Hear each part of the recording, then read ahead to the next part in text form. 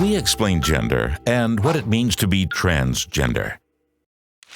Meet Kayla. Her friend Adam recently came out as transgender, but she's unsure what that means. Adam, happy to explain, lets her know that first she must recognize the difference between gender and sex in order to comprehend what it means to be transgender. Kayla is confused because she thought gender and sex were the same thing, but Adam informs her that they are very different. Sex is what everyone is biologically born as, male, female, or in some cases, intersex. In contrast, gender, which is separate from sexual orientation, is how we express masculinity and femininity. Think of a linear scale with femininity on one side and masculinity on the other. Instead of emoting one or the other based on sex, people can move throughout the gender scale freely and express various degrees of both at will, despite their biological anatomy. Since Kayla's sex and gender identity match, she is considered cisgender. However, transgender people have a gender identity that doesn't match their assigned sex at birth. In Adam's case, he identifies as a trans man, even though his assigned sex was female. Excited to learn more, Kayla wonders, is transgender a third gender? No.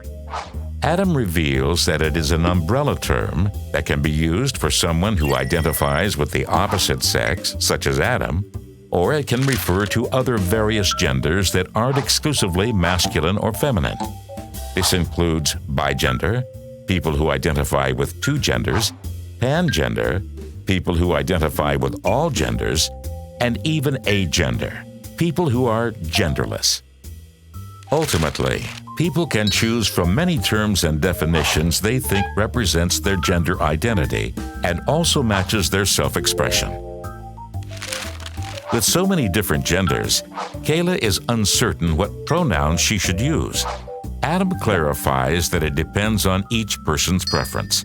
If unsure, there is nothing wrong with asking.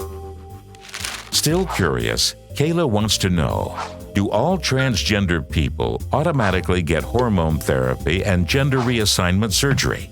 Adam explains that being transgender does not rely on a physical change. It's about identifying and expressing oneself based on how they feel. If they do seek medical assistance to transition, then they would be called transsexual. Additionally, Adam tells Kayla that he wants to educate the public about what it means to be transgender in order to fight the consistent discrimination they face. Transgender people have come a long way on the path to acceptance. However, they still have a difficult journey ahead. They must find the strength and confidence to embrace who they are while combating social stigma that can even influence friends and family. Kayla now understands that being transgender doesn't follow the current status quo, but that's okay. She plans to educate her friends and family to help spread awareness.